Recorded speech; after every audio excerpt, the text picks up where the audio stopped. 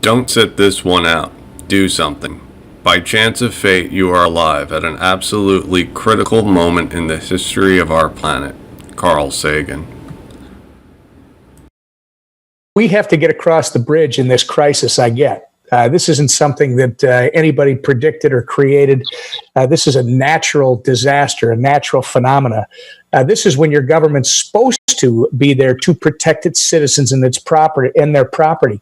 But in this case, we did $1.7 trillion in a little more than a month. Frankly, for people like me, it was the ultimate Hobson's choice. You could either say no. Tom Emmer describing the debt problem. 1.7 trillion is justified to get us through this crisis, but once we move past the crisis, he states that we need to move out of the debt system or the fiat system and move to the wealth system. He believes that the future of crypto is bright. In which case, based on the way the financial system is built today, you could risk the whole thing imploding and crashing and having a deeper recession than we even knew in the 30s. Or you take a chance, you try to get across the bridge, and then we got to rethink the way our financial world works. We got to get back to creating wealth instead of creating debt. And I think that's the future for cryptocurrency. I think the future is bright because of that. When you say over 2 years, first off, my position's very clear. XRP is not a security, all right? The future is bright because crypto is not debt, it's not fiat, and XRP is not a security. At the core, and I'll be brief here because I know that we're running a little short of time. At the core, there are tens of trillions of dollars in cross-border payments annually. There's a lot of that tied up in how that system works, the infrastructure. And we really think by creating this internet of value, enabling value to move the way information moves today, there really is a way to unlock that value, which is, it's good for the entire, frankly, the world, right? If we can unlock working capital like that and make it useful, I think that is great for the planet. The infrastructure of the financial economy had to change. It had to be updated before Ripple could release their solution. The IMF recently released this video foreshadowing the future. They're preparing the masses. At the moment, cryptocurrencies are highly volatile. They can't process large amounts of transactions quickly yet, and they're not even widely accepted. But if we can counter the risks, then this new technology, or some variation of it, This technology is for the banks, and that's exactly what Ripple did, was design it for the banks. can completely change the way we sell, buy, save, invest, and pay our bills. And who knows, this could be the next step in the evolution of money.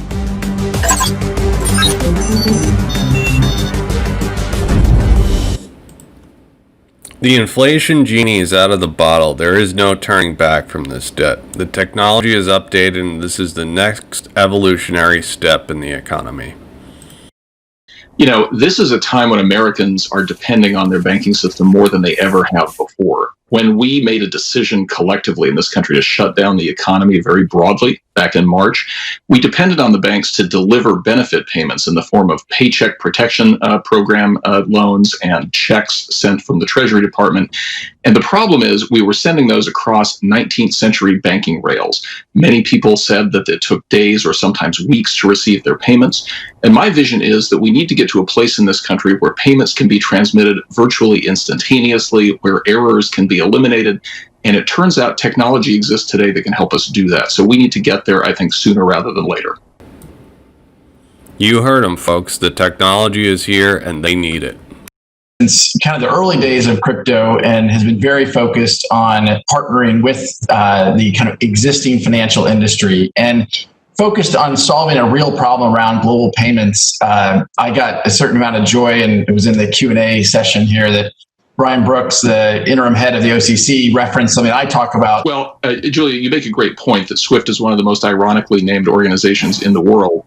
The joke in my world is that if you wanted to move money from America to Australia, the fastest way to do that is to load it in a suitcase and put it on an airplane. So in his world, Brad Garlinghouse's world, this is a common joke that's shared. On occasion, which is the fastest way to move money to London or Australia, or wherever you're going, often is to put it in a suitcase rather than actually sending a wire transfer, which can take many days. Ripple delivers their solution to the banks. The banks are working with Ripple, and there are tremendous advantages to this technology. They're all working together. This truly was the year that people started to temper the hype. Major industries and companies looked at these opportunities in cryptocurrency in the space itself. And you just heard from Brian Brooks, who I think is a great appointment. Bring someone from the industry that's familiar with the industry into government, into that bureaucracy that's been slow to move. And when he starts talking in terms, quote, there's synergy, he believes, between the banks and crypto. That's a good sign for the future. There's synergy with the banking industry and crypto. That's the reason why Ripple's on stage with the IMF. That's why they're invited to all the banking summits. And as a result of that, what's happened in this country is that millions and millions of daily payments no longer are principally processed by banks. They're run by companies like PayPal and Stripe and Square. The question for the payments charter is, do we think it's a good thing or a bad thing that all of that activity is now happening outside the banking system, where the examiners who work in my agency can look at them and make sure that there's fraud being prevented and make sure consumers are protected? Or do we think it would be better for them to run entirely outside of regulation? I think the best solution, which you see in other parts of the world, including the UK today, is to have faster payments that are innovated by private companies but are supervised by federal watchdogs like us. That I think is what the future looks like. The future is an open platform. It's the Internet of Value. The Internet of Value that the government's going to watch.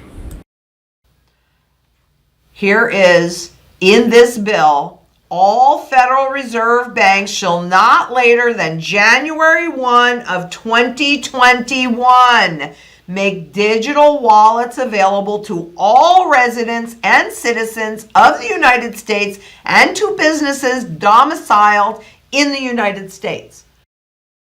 Everything has to happen before January 2021. The Internet of Value is ready, and it's going to go live before the Fed utilizes these wallets. The Great Reset is also January 2021. It's a great question, and it's one that, believe me, when you have a crisis, that things are happening very quickly. People who are skilled at the legislative process side of things can find ways to incorporate language that, on its face, may not strike you as anything groundbreaking, but when it's implemented after the fact, definitely can have a very significant impact. Has that happened? Not yet. As regulations pass, they're tacking on these little addendums and amendments for everything to go our way. We're just waiting for it to all happen, but the regulation is being set up, so when it happens, it will happen quickly. It would exclude from gross income, for income tax purposes, up to $200 of gain from the disposition of virtual currency in a personal transaction. This is the same exemption that all Americans currently have when traveling abroad and exchanging their dollars for other currencies. And by the way, that's the kind of bill that I just gave you, the Virtual Currency Tax Fairness Act, that could find its way into some of the legislation. We need to pay attention to this bill. The Virtual Currency Fairness Act. XRP, one of the things I love about it, and there's a lot to love, but there's you don't need an intermediary. I kind of love that, as people know. There's no need for an intermediary. That means that the Fed can directly deliver payments, or UBI, to the citizens of the United States. Well, look, in a world where 50 million Americans do hold cryptocurrencies and many, many millions more outside of this country do, to me, we can't ignore that phenomenon. So I am not a crypto bull nor a crypto bear, but I recognize reality. A lot of people have this stuff. They have it for good reasons, and we need to make sure it's accessible to them in the same safe and sound way that they can get their checking account. So that's our role, is to innovate as people change the way they consume financial services in the future. The Internet of Value is emerging. We live in a society exquisitely dependent on science and technology, in which hardly anyone knows anything about science and technology. Carl Sagan. Thank you for liking and subscribing. If you enjoy my content, please consider joining my Patreon. Thank you.